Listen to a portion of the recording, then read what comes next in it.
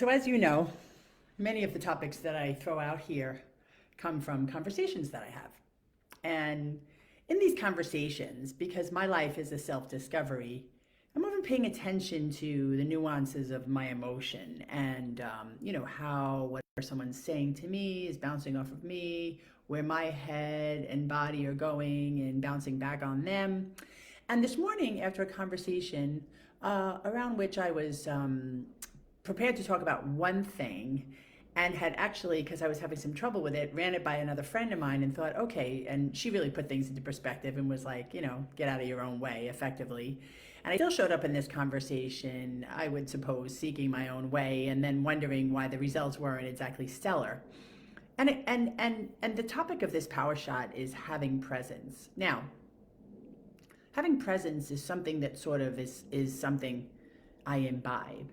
It's something I exist within. It's something that I cultivate so that I can be present to everything.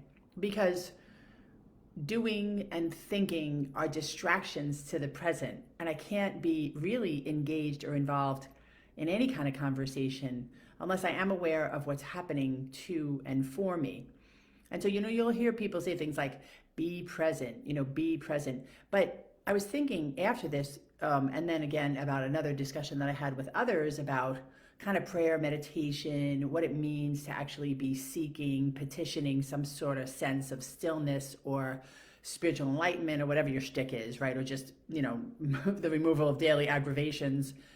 And I thought about this whole scope of how it's okay, being present is good, but when I'm practicing trying to be, it's because I really don't know how to just be because I'm busy doing. Whereas if I cultivate a state of presence with everything I'm doing, which means I'm not so concerned with like how much I'm praying, how much I'm meditating, what's going on over here, what's going on over there. Like I'm existing, constantly bringing myself back into something I already have, which is a meditative state, which is the ability to be present. I wake up in the morning with an ability to be present to my body. And this is the difficulty, is that, for example, if you wake up and you're in pain, it's really hard to stay there.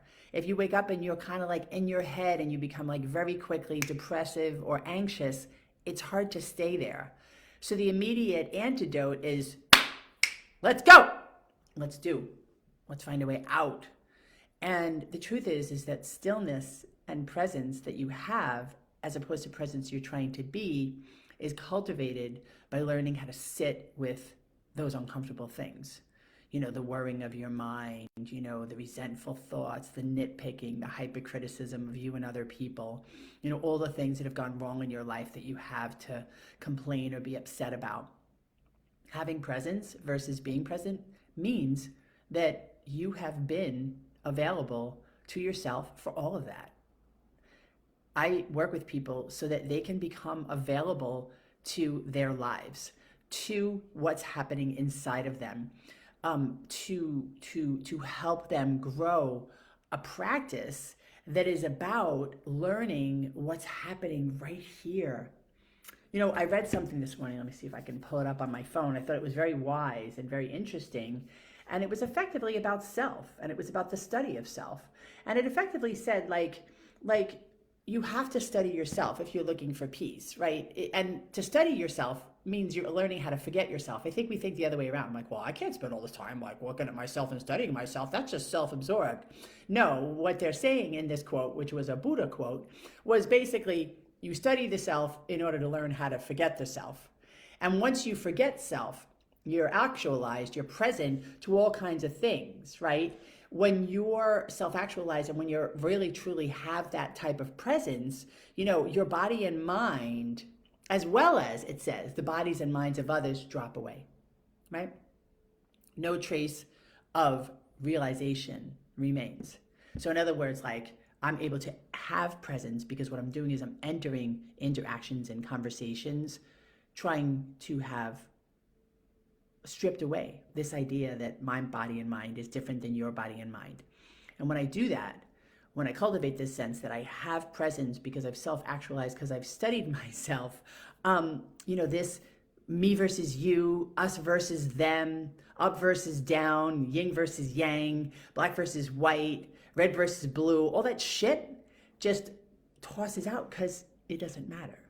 Because the realization remains that the self is the self and there's a higher self within me and within you. And having presence means like, I'm going straight for trying to connect with that. And the one thing that creates the disconnection, which is the one thing I tie myself to most frequently, is this little fucker, this little peep thing up there, which I have a tremendous amount of respect for, both in me and in you. But it's the obstruction to peace and it's the obstruction to connection. Oh, and there's my mother calling me, so ciao for now. Thanks for spending time. Have a great day.